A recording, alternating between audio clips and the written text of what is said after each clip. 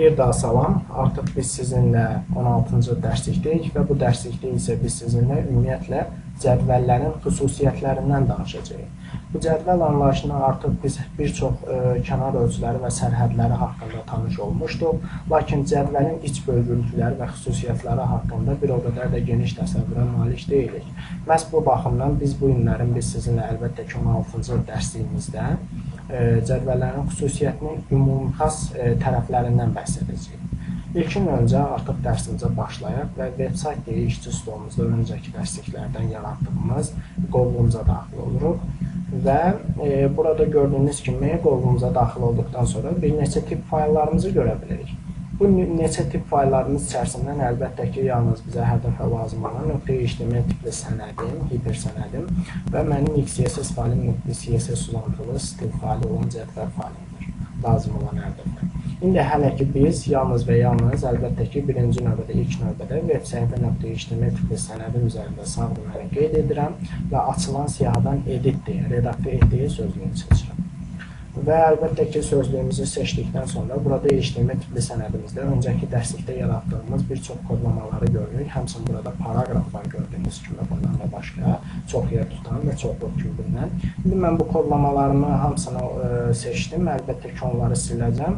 Çünki bu ətrafımızın qarma-qarışıq olması və kodlarımızın bizə yer qeyd etməməsi, boşluq göstərməməsinə görə dolğunluğu çox da ətraf. Onun üçün silirik. Burada ətraf qarma-qarışıq alır. Və sildikdən sonra isə əlbəttə ki burada HTML tərəf baxımından sadə bilinən tərəf olan cədvəl yaradacaq. Bunun üçün əlbəttə ki biz cədvəl yaratmayacağıq, üzr istəyirəm. Məsələn, bir cədvəli burada div vasitəsilə yaradacaq. Məsələn, div ID deyəcəyik burada. Div ID, üzr istəyirəm, div ID deyil. Məsələn, cədvəlin özünü yarada belə. Table deyək, əlbəttə ki. Table-ı yaratdığımızdan sonra, məsələn, table-ı bağlayaq və table-ı bağladığımızdan sonra isə burada bir table header yaradaq, yəni cədvəlin başlığını yaradaq, başlıq olan, əsas olan sözü. Daha sonra isə burada TD yaradaq, yəni table date yaradaq və table date ilə həmçinin burada bağlayaq, yəni cədvəlin sütununu bağlayaq. Və gördüyünüz kimi 3 fərqli kodlamamızı yazdıqdan sonra artıq bizə tanış olan HTML tərəf baxımından olan bu sözü. Məsələn, deyək ki, cədvəlin, hər birinin öz ad timsalını bildirək, cədvəlin başlığı deyək burada və cədvəlin sütunu deyək burada, sütun. Gördüyünüz kimi artıq bildirdik və bunu qeydimizə vardırıq. Artıq biz bu HTML tərəfdən olan kodlamamızı işlədik, əlbəttə ki, birinci nümunəmizə görə və fayl menusundan save edək, qaydaq qovluğumuza. Burada mənim XCSS faylim .css uzantılı faylimizi artıq çalışacaq və işə salaq. Gördüyünüz kimi bir daha da yenidən öncəki dərsliyimizdə yaratdığımız kodlamaları görə bilirik. CSS üçün sintaksiz və təhlilinə vardırdığımız. İndi biz bu kodlamaları da həmçinin ələxüsus seçərəkdən bir daha silirik. Çünki ətraf qarma-qarışıq oldu. Çünki kodlamalarımız yer tutur burada. Və yeni kodlamamızı başlatmaq üçün əlbəttə ki biz burada ilk öncə cədvələ müraciət edəcəyik. Bunun üçün table adını HTML tərəfdən çağırırıq. Bununla bərabər bunları qrup halına alırıq. Table, TH, TD.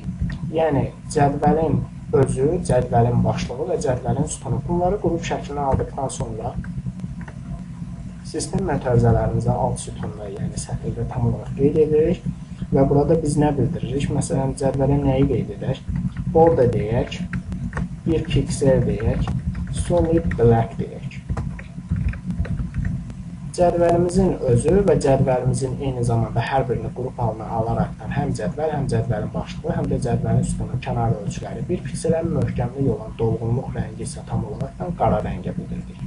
Və artıq fayl menusundan save edək. İlkin baxış anlamımızı və frazamızı görək əlbəttə ki, bunun nə kimi format daşıdığını. Qaydaq hipersənədimizi qovluğumuzdan çağırıb yeniləyək. Gördüyünüz kimi burada cədvəlin başlığı və cədvəlin sütunu hətta iç bölgülülükdə bizlərə təqdim olunduğunu görürük və onların hər birinin kənar ölçülərini artıq qrup şəklində olduqlarına görə hər birinin ayrılıqda kənar ölçüləri var.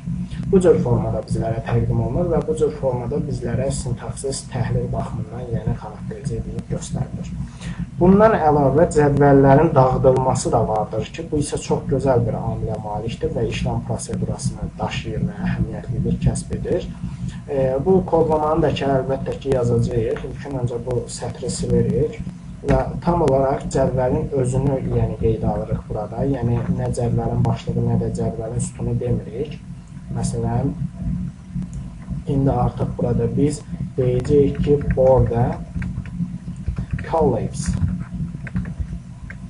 və nəyi bildirəcək əlbəttə ki, burada? Colleagues-i. Yəni, cədvəlin kənar ölçülərini dağıt dedik burada, ümumxas olaraq hər birini və eyni zamanda da dağıt əmrini buna cədvəlin kənar ölçülərinin dağıdılması, bəli, dağıdılması əmridir. Bu artıq fayl menüsündən, məsələn, bunu biz indi save etsək və qayıtsaq, səhifəmizi yoxlasaq, gördüyünüz kimi kənar ölçülərin dağıdılmış şəkildə, yəni itmiş bir frazaya uğradığından artıq şahidi ola bilərik.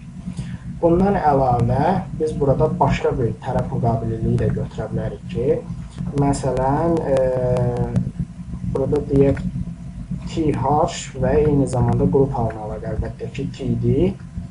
Bu zaman burada nəyi qeyd edək, əlbəttə ki, burada qeyd edək ki, bunların hər birinin kənar ölçüləri yenidən 1 pikselə və solid edək ki, həmçinin black-ə, yəni möhkəmlik dolğunluq rəngi edək, əlbəttə ki, qaraya və kənar ölçüləri 1 pikselə. İndi baxın, artıq fayl save etdik və qaydaq səhifəmizi yeniləyək, əlbəttə ki, yalnız və yalnız cədvəl tərkibində yer alan cədvəl başlığının və cədvəl sütununun, yəni yazılı və anlamlı bilgiləri hətta gördüyünüz kimi, yəni bu işlərin kənar ölçülərini qeyd etdik, sadəcə olaraq 1 pikselə. Amma cədvəlin öz kənar ölçüsünə gəldikdə isə heç də cədvəlin kənar ölçüsünü burada standart özünün qeyd etməmişik. Bundan əlavə, əlbəttə ki, bir başqa prosedur forması da vardır ki, bu da çox gözəl bir işlem xüsusiyyəti və ya bölgünlüyünə malikdir. Məsələn, burada indi biz qeyd edəcəyik, əlbəttə ki, cədvəlin hündürlüyü, sütunların hündürlüyünü bildirə bilərik, piksel və ya faizlə. Məsələn, sütunların hündürlüyü dedikdə, indi biz gedək, əlbəttə ki, kodlamamıza qaydaq. Məsələn, heycik deyək burada. Header artıq buradan silək və bu yeni kodlamanı da buradan silək. Və heycikini artıq burada bildirək ki, məsələn, 50 pikselə. Bu, əlbəttə ki, nəyin hündürlüyü 50 piksel olacaq? Cədvəldə yerləşən sütunumun, yəni 50 piksel hündürlüyü bərabər həddə gətiriləcək.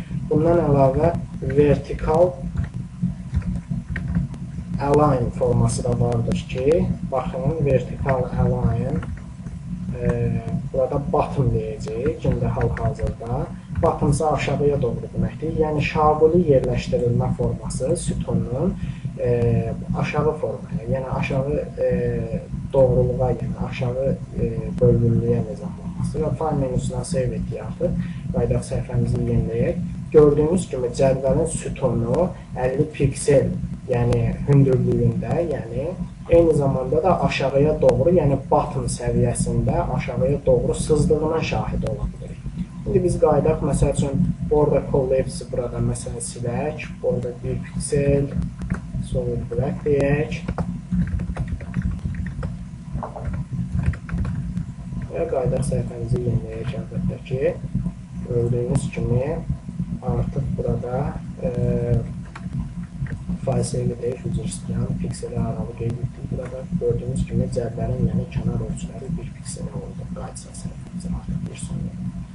Və bundan əlavə əlbəttə ki, cədvəlin başlıqlarının hətta və ya sütunlarının hətta arxa fonlarının da rəngi var əlbəttə ki. Məsələn, burada rəngini əlbəttə ki, sütunda yerləşən yazıya deyək. Gördüyünüz kimi qara rəngdədir. İndi CSS-də qayıdıb bunun məsələn rəngini başqa bir rəng deyək. Məsələn, deyək ki, red, bildiyiniz kimi qırmızı rəng çaları. Deməli, sütunda yerləşən sadəcə olaraq yazının rəngini dedik və artıq fayl menüsünə save edib qaydaq səhifəmizi yeniləyək. Gördüyünüz kimi cədvəlin sütununda yerləşən hətta yazının rəngini qırmızı rəngə mənimsətdik və bildirdik, xarakterizə etdik. Bundan əlavə cədvəlin əlbəttə ki, sütununun arxa fonunun da rəngini deyə bilərik. Bunun üçün background color bildiyimiz rəng çaları və arxa fon mənşəli üçün götürülən oblast. Məsələn, olsun burada nə rəng olsun? Məsələn, brown. Brown artıq bilirik ki, qəhvəyi rəngli anlamına gəlir və bunu eyni ilə də yəni cədvəlin sütununa qeyd etdik və file menüsünü artıq save edək. Qaydaq səhifəmizi bir daha yeniləyək. Gördüyünüz kimi tək olan bu cədvəlin sütun yeri əslində arxa fonu qəhvəyi olan brown rəng atributu kəmiyyətinə xarakterizə edilərəkdən yəni götürüldü və qeydinə vardırıldı. Bundan əlavə hətta cədvəlin başlığını belə ayrıcalıqda da qeyd edə bilərik. Bu artıq bilinən tərəf özəllikləridir və götürülən müqabililikləridir. Biz bunu artıq bildik. Və buna isə color məsələn white deyək. Yəni cədvəlin başlığı olan sözlüyün öz rəngini white deyək. Background color isə məsələn hansı rəngdə deyək burada? O olsun green, lineal yaşıl tərəf olan rəng. Cədvəlin başlığının öz rəngi ağ, arxa fonun rəngi isə green və artıq file save dedik. Qaydaq səhifəmizi yeniləyək, sözlüyə diqqət yetirək. Gördüyünüz kimi cədvəlin başlığı olan bu əsas böyük yazı əslində ağ rəngdədir özü yazısı və arxa fonu isə yaşıl rəngdə qeydimizə vardırıldı və bizlərə göstərildi. Bu cür formada təqdimini, yəni təşkilliliyini bildirdi. Bundan əlavə biz burada cədvəlin əlbəttə ki, özlüyünü də məsəl üçün dağıda bilərik. Bunun üçün yenə də border, məsəl üçün collapse və collapse desək əlbəttə ki, buna da yenidən və bu atributu hələ ki bir atribut nizamımıza bilməsin ki, haşa indi mən bildirdim bunu cədvəlin başlığına, yəni table feedingə və artıq file save edək. Qayıdıb səhifəni yeniləsək, fikir verin burada artıq cədvəlin başlığının kənar ölçüləri var içkiyə doğru. İndi onlar hal-hazırda bitəcəkdir və içki bölümlüyünü, yəni bu cür formada bizlərə xarakterizə edir. Halbuki bunun kənar ölçülərini burada biz dağıdılmış formasına gətirdik, amma biz bunun kənar ölçülərini fərqinə varmadıq dağıdılmasına. Öncə gedək cədvəlin tam olaraq özünün pikselini, məsəl üçün 5 deyək, kənar ölçülərini və bu cədvəlin öz ölçüsünü isə məsəl üçün 1 pikselə deyək. Solid black deyək. Məsəl üçün. Və bu cür formada, məsələn, fərqli rəngdə deyək, xeyr, black deməyək. Məsələn, olsun burada yellow, sarı rəngdə və artıq cədvəlin başlıq, yəni kənar, ümumiyyətlə başlıq olan cədvəlin başlığı adlanan bu yazı yerləşdirən sütununun öz kənar ölçülərinin 1 pikseli eyni zamanda rəngində sarı rəng etdik və file menüsünə save edək qaydaq rəngdən. Gördüyünüz kimi cədvəlin tam olaraq öz kənar ölçüləri bütövlükdə 5 pikselə və standart qara rəngə. Amma cədvəlin başlığına isə gəldikdə isə bu sütun bölgülüyünə və table heading olan bir yerliyə isə gördüyünüz kimi kənar ölçülər yəni 1 pikselə və möhkəmlik dolğunluq rəngi isə yəni sarı formada bizlərə təqdim olundu. İndi biz bunu əlbəttə ki, burada qeyd etmək üçün məsələn borda indi bunu qeyd edək, bayaqki kodumuzu, collapse və indi kənar ölçülərinin yəni artıq sına biləcəyini görə biləcəyik burada. Yəni, bu cür formada əks tutulacaq. İndi sına bilmədik, çünki burada əslində borda 1 piksel deyə qeyd etmişik burada. Məsələn, bunu buradan götürək və file menüsünə save edək, qaydaq. Gördüyünüz kimi cədvəlin kənar ölçüsü əslində burada dağıdıldı. Dağıdılma deyəndə əslində heç də kənar ölçüləri itmədi. Amma kənar ölçülər arasında olan bir yer, yəni baxsanız, bir fasilə elan etdi sanki. Yəni öz bütövlülük, yəni kənar bölgülülüyü əslində dəyişkənliyinə uğradı və bu cür formada bizlərə ümumən təqdim olundu və göstərildi.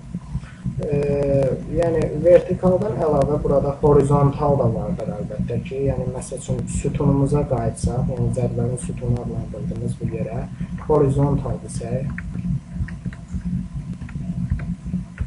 əlbəttə ki, horizontal vəziyyətdə, yəni bizlərə təqdim olunan yerləşimin arxa tərəfə qeyd olunduğunu görəcəyik və horizontal dedikdə isə orta miqyas kimi bölgülənən bu yer nəzərdə tutulur və ora cəmləndiyini artıq horizontal formada, yəni hər iki tərəf götürülməklə, x, y tərəfləri götürülməklə yerləşim bölgülüyünün aşağı sərhəd həddinə gətirildiyi bilinir və bu cür formada bizlərə təqdim olunur və bildirilir. Bu cədvəl anlayışının kənar xüsusiyyətləri, ümumiyyətlə cədvəlin iç bölgülü xüsusiyyətləri də bu qədər və bir sonraki dərslikdə bir daha yenidən görüşmək diləğiyle. Sağ olun.